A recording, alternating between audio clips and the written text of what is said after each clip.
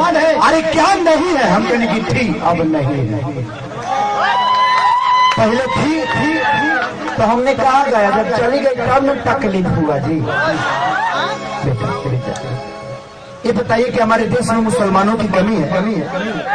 सलमान खान बेचारा अभी तक लेके चुप छोड़ रहा है।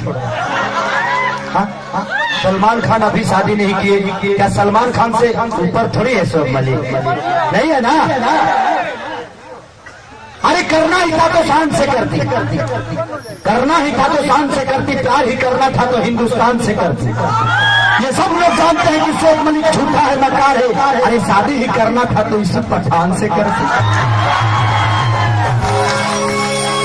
कितना बढ़िया छक्का मारता है, बॉल भुलवा देता है। वो अलग बात है कि टाइम की वजह से दाढ़ी नहीं बनाता, तो आती तो थोड़ा चिकना भी हो जाता बेचारा।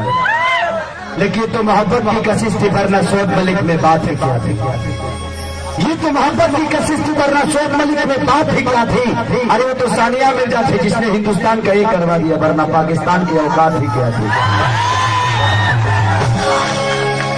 मीडिया के लोगों ने पूछा जी खेसारी जी, मीडिया के लोग भी बहुत अच्छे अच्छे सवाल कर। मीडिया के लोग बोले खेसारी जी आप जेल में थे, कैसा महसूस कर रहे थे? मैं बोला हम कौन अगरबत्ती खोसने गए थे। वो तक कहिए कि उस समय डेंगू नहीं आया था तो कितना डेंगू हो गया होता हमको, बहुत मच्छर काटा होता। मीडिया के लोग जब ये सुनामी नहीं आया था, सुनामी बढ़वाई रहे तो 3 आदमी डूबा था। एगो मीडिया वाला पूछा था कि आप डूब रहे हैं कैसा महसूस है? हम कहने की कदियों के घींच लो से महसूस बुझा जाएगी। नहीं बाबू हम सलमान खान नहीं है, खेसारी लाल यादव। का भाई हमारी अपनी पहचान है, हमारी अपनी पब्लिक है, हमारी अपनी भाई लोग हैं जो खेसारी को प्यार करते हैं, है कि नहीं? अच्छा कितने लोग प्यार करते हैं? कभी ताली बजाओ बेटा। क्यों करेगी? आई लव 5-6 गो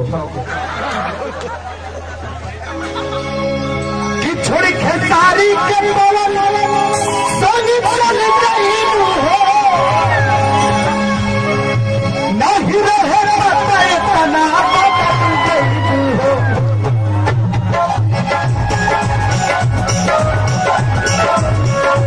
छोड़ी खेसारी के बोलन संगी चल गई हो, नहीं रहे पता इतना बदल गई हो।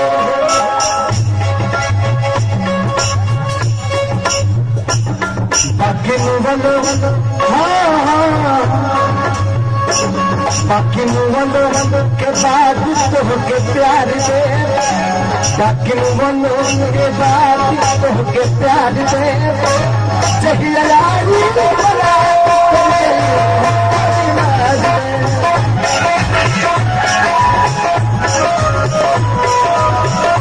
तुम्हारा सामने की चावल होते खाद दे, तुम्हारे सामने की चावल होते खाद दे, जहियारी चल चले नाज दे, जहियारी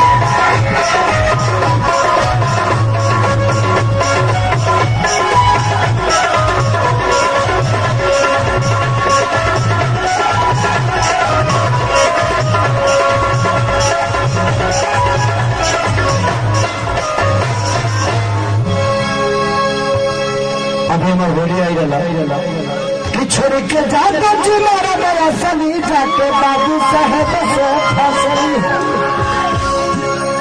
हम एक और गाना गा रहे हैं। आपका नाम क्या बताया था आपने? मोना। मोना क्या? मोना रिजल्ट। मोना टीजन।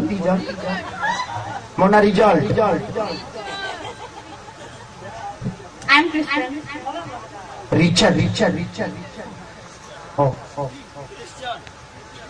बनारस में ऐसा लोग बात। अरे मौली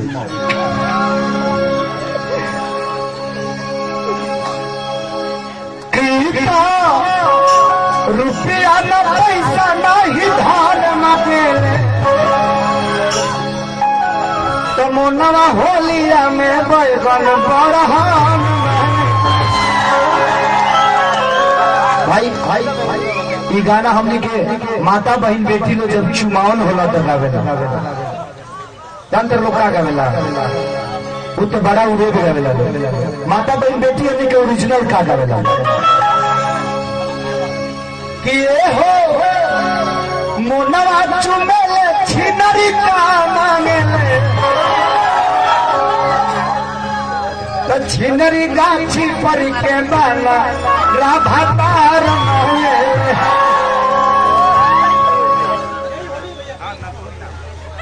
और हमने यहाँ के माता बहन बेटी हमने के चुमाव और अपना बेटे के सामने फुआ इतना गरिया दिले समाई कि हमने के कोनो पावर ना होला मना करे तो हमने के संस्कार है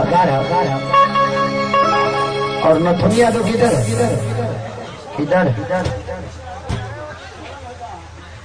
बलंग चल बड़े चलिए भाई ये नथुनी यादव है बेचारे बहुत से मेरे शो कराते हैं राकेश नथुनी और अनिल मेरा भाई है जो कि वापी में ही रहता है और बड़ा प्यार मिलता है। आज बाबू आओ गोधान